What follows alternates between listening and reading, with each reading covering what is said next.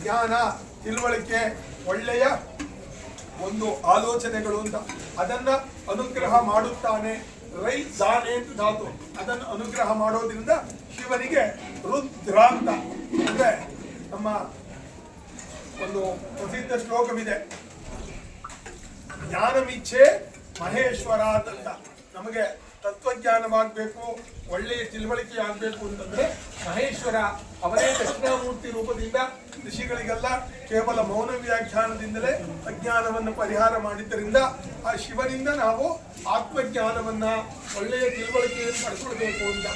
ಈ ರುದ್ರಾಧ್ಯಾಯದಲ್ಲಿ ಒಟ್ಟು 11 ಅನುವಾಕವಿದೆ. ರುದ್ರನ ಒಂದು ಸ್ವರೂಪದಲ್ಲೂ ಏಕಾದಶ ರುದ್ರಾಹ ಅಂತ 11 ರುದ್ರರಿದ್ದಾರೆ. ರುದ್ರ ತನ್ನ ಮಹಿಮೆಯಿಂದ 11 ರುದ್ರ ರೂಪಗಳಿದ್ದಾರೆ. ಭಗವದ್ಗೀತೆಯಲ್ಲಿ 10ನೇ ಅಧ್ಯಾಯದಲ್ಲಿ ವಿಭೂತಿ ಯೋಗದಲ್ಲಿ ಪರಮಾತ್ಮ ಹೇಳ್ತಾನೆ, ರುದ್ರಾಣಾಂ ಶಂಕರಶ್ಚಾಸ್ಮಿ, ನಾನು ಏಕಾದಶ ರುದ್ರರಲ್ಲಿ ನಾನು ಶಂಕರನಾಗಿದ್ದೇನೆ. ಶಂ ಕರೋತಿ ಇತಿ ಶಂಕರ ಅಂತ. ಎಲ್ಲರಿಗೂ ಆನಂದವನ್ನ, ಸಂತೋಷವನ್ನ ಉಂಟು ಮಾಡೋದ್ರಿಂದ ಅವನಿಗೆ ಶಂಕರ ಅಂತ. ಯಾಕೆಂದ್ರೆ ಮನುಷ್ಯನಿಗೆ ತಿಳುವಳಿಕೆ ಒಂದು ಇದ್ದುಬಿಟ್ರೆ ಎಲ್ಲವೂ ಅದರಿಂದ ದೊರೆಯುತ್ತೆ. ನಮ್ಗೆ ಏನಿದ್ರು ಕೂಡ ತಿಳುವಳಿಕೆ ಅಂತ ಒಂದು ಇಲ್ಲದೆ ಇದ್ರೆ ಅದು ಯಾವುದಕ್ಕೂ ಬರೋದಿಲ್ಲ. ಐತಿರಿಯ ಉಪನಿಷತ್ತಿನಲ್ಲಿ ಶಿಕ್ಷಾವತಿಯಲ್ಲಿ ಒಂದು ವಾಕ್ಯವಿದೆ, ತಥೋ ಮೇ ಶ್ರೀ ಅಮಾವಹ ಅಂತ.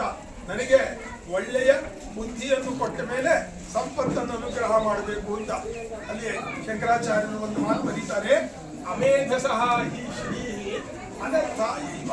ತಿಳುವಳಿಕೆ ಇಲ್ಲದೆ ಇದ್ದವರಿಗೆ ಸಂಪತ್ತು ಬಂದ್ರೆ ಅದರಿಂದ ಬೇರೆಯವರಿಗೂ ಅನರ್ಥ, ನನಗೂ ಅನರ್ಥ. ಆದ್ದರಿಂದ ನಮಗೆ ಪರಮಾತ್ಮ ಆ ತಿಳುವಳಿಕೆಯನ್ನ, ಜ್ಞಾನವನ್ನು ಅನುಗ್ರಹ ಮಾಡೋದ್ರಿಂದ ಅವನಿಗೆ ಶಂಕರ ಅಂತ. ಆ ಶಿವನ ಮಹಿಮೆಯನ್ನ ಪ್ರತಿಪುರುಷ ಅನುವಾದದಲ್ಲಿ ಬಹಳ ವಿಸ್ತಾರವಾಗಿ ತಿಳಿಸ್ಬಿಟ್ಟು ಮೊದಲು ಆರಂಭದಲ್ಲಿ ಹೇಳುತ್ತೆ, ಏಕ ಏವ ರುದ್ರಃ ಯತಸ್ಥೆ.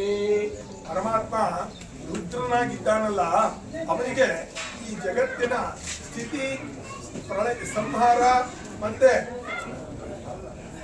ಉತ್ಪತ್ತಿ ಈ ಮೂರನ್ನು ಮಾಡಬೇಕಾದ್ರೆ ಯಾರ ಸಹಾಯ ಬೇಕು?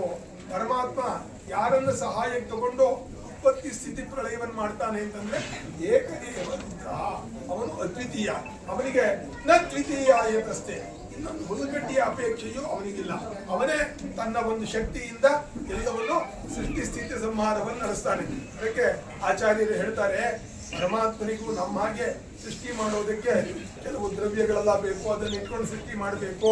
ಕಾಪಾಡೋದಕ್ಕೆ ವ್ಯವಸ್ಥಾಪಕರೆಲ್ಲ ಬೇಕು, ಸಂಹಾರ ಮಾಡೋದಕ್ಕೆ ಅದಕ್ಕೂ ತಕ್ಕಷ್ಟು ಜನಗಳೆಲ್ಲ ಬೇಕು ಅಂತ ಪರಾಪೇಕ್ಷೆ ಇದ್ದರೆ ಅವನು ಈಶ್ವರ ಅಂತ ಅನ್ನಿಸ್ಕೊಳ್ಳೋದಿಲ್ಲ.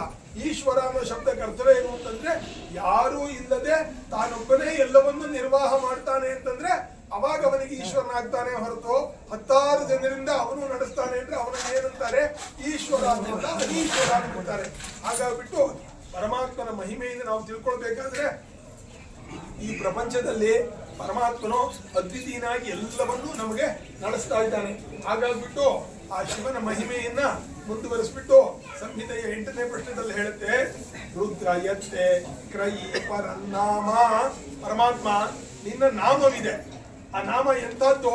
ಪರಂ ನಾಮ, ಅತ್ಯಂತ ಒಂದು ಪ್ರಶಸ್ತವಾದ ಶ್ರೇಷ್ಠವಾದ ನಾಮ.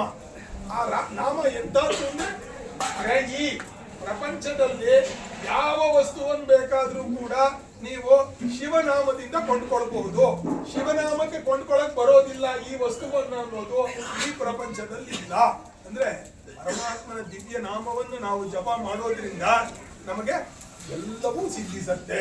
ಅದರಲ್ಲೂ ಕೂಡ ಈ ರುದ್ರಾಧ್ಯಾಯ ಇದೆಯಲ್ಲ, ಇದನ್ನ ಜಾಬಾಲ ಉಪನಿಷತ್ತಿನಲ್ಲಿ ಯಾಜ್ಞವಲ್ಕ್ಯರ ಬಳಿಯಲ್ಲಿ